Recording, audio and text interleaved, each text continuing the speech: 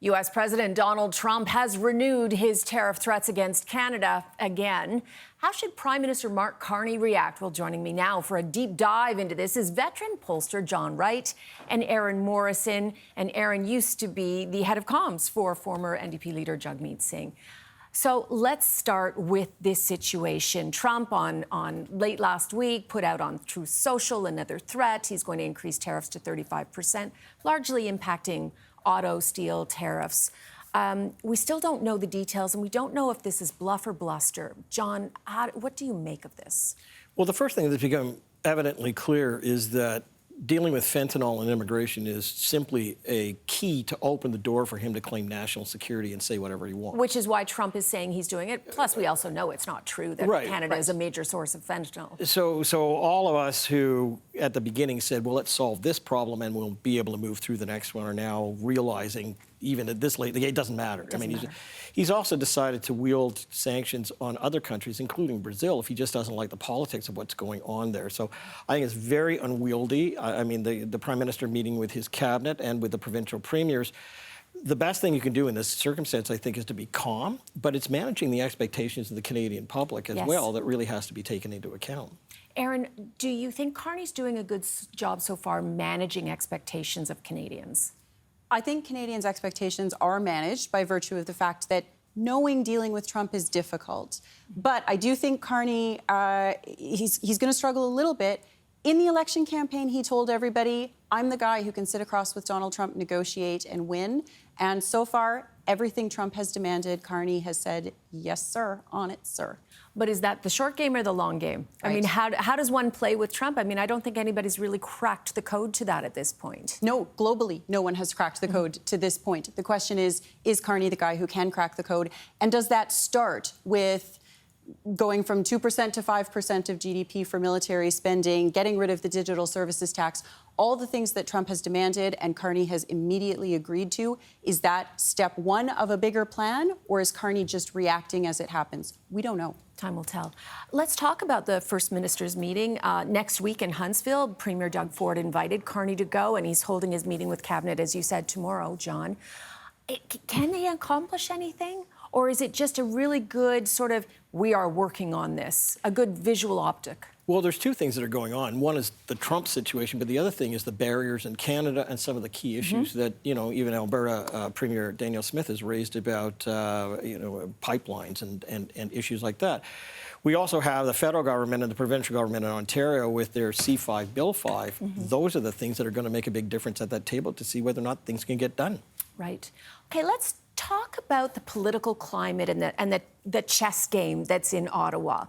Carney is veering more to the middle. He's, from where Justin Trudeau had it, he's talking about 7.5% cuts, 15% cuts.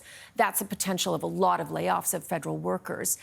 Is he leaving space now for the NDP? Because, Erin, you're not going to like me saying this, but it felt like in the last election, there was no room for the NDP. The Conservatives sort of took over Labour, and Carney took over the left, and the NDP had nowhere to go. Is this going to open up some room for the NDP to grow? Yeah, there's no doubt that the traditional coalition of the left, sort of progressive people and centre-left, progressive-minded people, no doubt they united behind Carney. Obviously, that's what happened on election night. Now, Carney, 7.5% cuts to all government services. His list of 7 priorities involves an awful lot of privatization. We could be looking at things like a lot more private participation in the healthcare system, for example. Does that leave room for the NDP on the left? Absolutely it does. There are progressive people who will feel let down or even like they were sold a little bit of a bill of goods. But, John, how are the NDP? I mean, they were left in the wilderness in the last election. Well, they were, and they've got a lot of credibility to gain back, and they have a new leader to select, and we'll see, how that happens. I would actually say that Carney's tacked not to the center, but to the right. If anything, he's carved away Polievre's, venom on all of these issues, and he's, but he's also got an enormous amount of political capital at the moment. I mean, his own prime ministership, he's seen as, by 54% of the public as doing a good job, whereas Polievre is down in the 20s. So he's got a lot of political capital, but the question remains, what are you going to do with that? I mean, it's one thing to say you're going to be able, put $9 billion more into defense, but where does it come from? We don't have a map for it. It's one thing to say you're going to cut. The reality is that the federal government had ballooned by 38% more in terms of even personnel alone. So whether you're dealing with the premiers up in Huntsville, or whether you're dealing with Trump, or whether you're dealing with some of these crucial issues, we've yet to see the rubber hit the road. We don't know where any of this is going. The only thing is that between now and probably October, some of that rubber is going to have to hit the road, and we don't know where it's going to come from. Let's talk about Polievre right now. Latest polls show that Carney is well above Polievre in approval ratings. Some polls, most, as we were discussing before the cameras were rolling, John, you're saying that the parties are neck and neck, the Liberals and the Conservatives at this point, even though there's a disparity in the leadership. Well, if you take the poll that was recently done and show that there's been a widening gap between the Liberals and the Conservatives, we'll wait to see if that trends out. But up until this point, the vote numbers have remained relatively constant from the election, about a 43-37. So those are going to change, but we have two leadership conventions possibly in the next year, because if Polievre makes the review in the coming year, in the first part of the coming year, it may not last beyond that, depending upon how the politics shifts out. But I'd love to zero in on Polievre. Where does he stand right now in the party or in Canadians' favorability? Well, I think he's lost the narrative for what he wanted to have. Number two, he's lost the party in many ways because he didn't win his seat, and he's having to come back in a very different way. Look, I just say that I think where he's at is emblematic of what happened last week, and that was he held his first presser with CBC for the first time in 3 years since he won his leadership.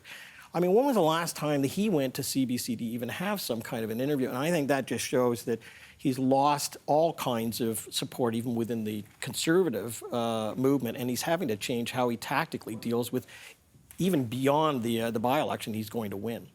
Erin, do you agree? Absolutely. I think that Polievre will be fine. He will, in the sense that he will win Battle River, Crowfoot. He will get more than 50% in the leadership review, probably much more than that. But every week looks a little worse for him. In his own party, the voices are getting a little bit louder. And in the general public, people are not happy with who he is as a person, right? That the condescending, mean guy is not polling well. It doesn't test well. So he also he's, as John says, he's really lost his running road. Axe the tax, Carney did that. Government's too big, let's cut it. Carney's doing that. What's left for Polievre aside from a cowboy hat and some rhymes? Okay, well, that is the topic for many more future panel discussions. Thank you both very much for joining us today. Pleasure. Pleasure.